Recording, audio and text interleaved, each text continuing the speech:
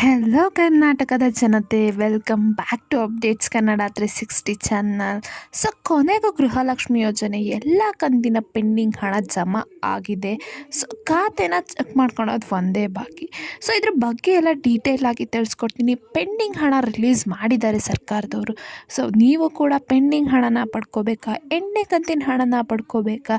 So ಹಾಗಿದ್ರೆ ಯಾವ್ಯಾವ ಕೆಲಸಗಳನ್ನ ನೀವು ತಪ್ಪದೇ ಮಾಡಬೇಕು, ಮತ್ತು ಪೆಂಡಿಂಗ್ ಹಣ ಸಿಗಲ್ಲ ಅಂದರೆ ನೀವು ಏನು ಮಾಡಬೇಕು? ಎಲ್ಲ ಚೇಂಜಸ್ನ ಮಾಡಿಸ್ಕೊಂಡು ಆದರೂ ಇನ್ನೂ ಒಂದು ಕಂತಿನ ಪೆಂಡಿಂಗ್ ಹಣನೂ ಬಂದಿಲ್ವಾ? 3 ತಿಂಗಳಾಯಿತು, 2 ತಿಂಗಳಾಯಿತು ಅಂದರೆ ಯಾವ ಕಂತಿನ ಹಣನೂ ಬಂದಿಲ್ವಾ? ಸೊ ಅಂಥವ್ರು ಏನು ಮಾಡಬೇಕು? ಈ ವಿಡಿಯೋದಲ್ಲಿ ಡೀಟೇಲ್ ಆಗಿ ತಿಳಿಸ್ಕೊಡ್ತೀನಿ.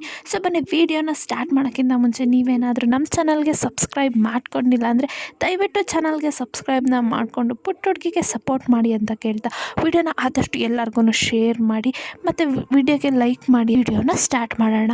ಸೊ ಸಾಕಷ್ಟು ಜನ ಯೋಜನೆಯ ಪ್ರಯೋಜನ ಪಡ್ಕೊಂಡಿದ್ದಾರೆ, ಗೃಹಲಕ್ಷ್ಮಿ ಯೋಜನೆ. ಆದರೆ ಇನ್ನೂ ಕೆಲವರಿಗೆ ಗೃಹಲಕ್ಷ್ಮಿ ಯೋಜನೆ ಹಣ ಖಾತೆಗೆ ಬರ್ತಿಲ್ಲ.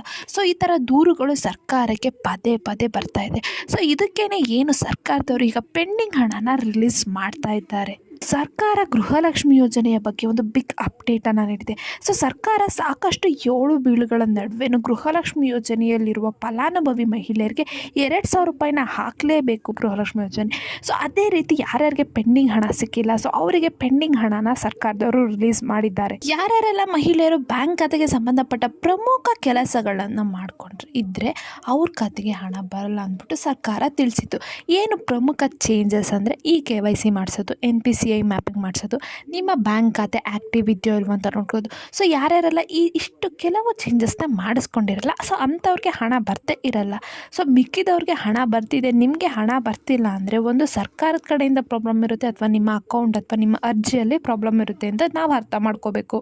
ಇವಾಗ ಪೆಂಡಿಂಗ್ ಹಣ ಬರ್ತಾ ಇಲ್ಲ ಅಂತ ಕೂತ್ರೆ ಆಗಲ್ಲ. ಸೊ ಪೆಂಡಿಂಗ್ ಹಣ ಪಡ್ಕೊಳಕ್ಕೆ ಏನೇನು ಮಾಡಬೇಕು? ಸೊ ಇವಿಷ್ಟು ಚೇಂಜಸ್ನ ಮಾಡಿಕೊಂಡ್ರೆ ನಿಮಗೆ ಪೆಂಡಿಂಗ್ ಹಣ ಬರುತ್ತೆ. ಒಂದು ಆಧಾರ್ ಕಾರ್ಡ್ ಸೀಡಿಂಗ್ ಆಗಿರಬೇಕು.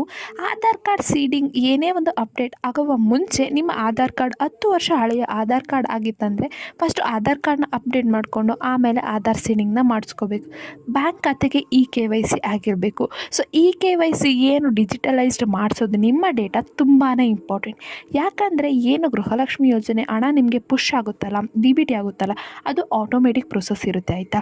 ಸೊ ಆಟೋಮೆಟಿಕ್ ಅಂದರೆ ನಿಮ್ಮ ಡೇಟಾ ಕರೆಕ್ಟ್ ಇರಬೇಕು, ಅವಾಗಷ್ಟೇ ನಿಮ್ಮ ಖಾತೆಗೆ ಬಂದು ಹಣ ಪುಷ್ ಆಗುತ್ತೆ. ಸೊ ಇಲ್ಲ ಅಂದರೆ ಯಾವ ಕಂತಿನ ಹಣನೂ ನಿಮಗೆ ಬರಲ್ಲ. ಸೊ ಯಾವುದೇ ಯೋಜನೆಯಲ್ಲಿ ಒಂದು ಸರ್ಕಾರದ ಕಡೆಯಿಂದ ಒಂದು ಯೋಜನೆ ಬರ್ತಾ ಇದೆ ಅಂದರೆ ನೀವು ನಿಮ್ಮ ಡೇಟಾ ಸರ್ಕಾರದ ಡೇಟಾಬೇಸ್ ಜೊತೆ ನೀವು ಲಿಂಕ್ ಮಾಡಿಸ್ಕೋಬೇಕು. ಅದು ಮೇನ್ ಇಂಪಾರ್ಟೆಂಟ್ ಕೆಲಸ. ಸೊ ನೆಕ್ಸ್ಟ್ ಅಪ್ಡೇಟ್ ಯಾವುದಪ್ಪ ಅಂದರೆ ಆಧಾರ್ ಕಾರ್ಡ್ ಅಪ್ಡೇಟ್ ಆಗಿ ಮತ್ತು ಅದನ್ನು ಬ್ಯಾಂಕ್ ಖಾತೆಗೆ ಲಿಂಕ್ ಮಾಡಿಸೋದು ತುಂಬಾ ಕಡ್ಡಾಯ. ಅಗತ್ಯ ಇದ್ದಲ್ಲಿ ನೀವು NPCI ಮ್ಯಾಪಿಂಗನ್ನು ಕೂಡ ಮಾಡಿಸ್ಕೋಬೇಕು. ಸರ್ಕಾರ NPCI ಮ್ಯಾಪಿಂಗ್ ಈಗ ರೀಸೆಂಟಾಗಿ ತಂದ ಅಪ್ಡೇಟು. ಹಳೆಯ ಖಾತೆ ಆ್ಯಕ್ಟಿವ್ ಇಲ್ವಾ, ಹಳೆಯ ಖಾತೆಗೆ ಅಕೌಂಟ್ಗೆ ಬರ್ತಿಲ್ವಾ ಹಣ, ಚಿಂತೆ ಮಾಡಬೇಡಿ. ಪೋಸ್ಟ್ ಆಫೀಸ್ಗೆ ಹೋಗ್ಬಿಟ್ಟು ಒಂದು ಅಕೌಂಟ್ನ ತೆಗೆದು ಆ ಅಕೌಂಟ್ನ ಗೃಹಲಕ್ಷ್ಮಿ ಯೋಜನೆಗೆ ಲಿಂಕ್ ಮಾಡಿಸಿ. ಖಾತೆ ತೆಗೆದು 3 ದಿನದಲ್ಲೇ ಹಣ ಪಡ್ಕೊಂಡಿರೋ ಎಷ್ಟೋ ಉದಾಹರಣೆಗಳು ಕೂಡ ಇದ್ದಾವೆ. ಸೊ ನೀವು ತೆಗೆದ್ರೆ ನಿಮಗೂ ಹಣ ಬರೋ ಎಲ್ಲ ಚಾನ್ಸಸ್ಸು ಇರುತ್ತೆ. ನೀವು ನೇರವಾಗಿ ಖುದ್ದಾಗಿ CDPO ಕಚೇರಿಗೆ ಹೋಗ್ಬಿಟ್ಟು ನಿಮ್ಮ ಗೃಹಲಕ್ಷ್ಮಿ ಯೋಜನೆ ಅರ್ಜಿ ಪರಿಶೀಲನೆ ಮಾಡಿಸ್ಕೋಬೋದು. ಒಂದು ವೇಳೆ ಎಲ್ಲ ಚೇಂಜಸ್ಸು ಮಾಡಿ ನಿಮಗೆ ಹಣ ಬರ್ತಿಲ್ಲ, ಆಲ್ರೆಡಿ ತುಂಬ ದಿನ ಆಗಿದೆ, ಎಲ್ಲ ಅಪ್ಡೇಟ್ ಮಾಡಿಸಿ ಹಣ ಬರ್ತಿಲ್ಲ, ಯಾವುದೇ ಒಂದು ಕಂತಿನ ಹಣವನ್ನು ಬಂದಿಲ್ಲ, ಇನ್ನು ಸ್ಟೇಟಸ್ನ ಚೆಕ್ ಮಾಡಿದ್ರೆ ಅದು ಅಪ್ರೂವ್ ಅಂತ ಬರ್ತಿಲ್ಲ. ಸೊ ಅವಾಗ ಏನು ಮಾಡಬೇಕಂದ್ರೆ ನೀವು ಹೊಸ ಅರ್ಜಿನ ಹಾಕ್ಬೋದು. ಹೊಸ ಅರ್ಜಿಗೂ ಸರ್ಕಾರ ಮರು ಅಪ್ಲಿಕೇಶನ್ಗೆ ಅವಕಾಶನ ನೀಡಿದೆ. ಸೊ ಏನು ಸರ್ಕಾರ ತಿಳಿಸ್ದಂಗೆ ಈಗ 7ನೇ ಕಂತಿನ ಹಣದ ಜೊತೆ 8ನೇ ಕಂತು ಮತ್ತು ಪೆಂಡಿಂಗ್ ಹಣನ ರಿಲೀಸ್ ಮಾಡಿದೆ. ಸೊ ನೀವು ಕೂಡ DBT ಮೂಲಕ ನೀವು ಚೆಕ್ ಮಾಡ್ಕೋಬೋದು ನಿಮಗೆ ಹಣ ಬಂದಿದೆಯೋ ಇಲ್ವೋ ಅಂತ. ಸೊ ಯಾರ್ಯಾರೆಲ್ಲ ಪೆಂಡಿಂಗ್ ಹಣಕ್ಕೋಸ್ಕರ ಕಾಯ್ತಿದ್ರಿ ಅವರು ನಿಮ್ಮ ಖಾತೆನ ಒಂದ್ಸಲ ಚೆಕ್ ಮಾಡ್ಕೊಳ್ಳಿ. ಯಾಕಂದರೆ ಪೆಂಡಿಂಗ್ ಹಣನ ಸರ್ಕಾರದವರು ರಿಲೀಸ್ ಮಾಡಿದ್ದಾರೆ.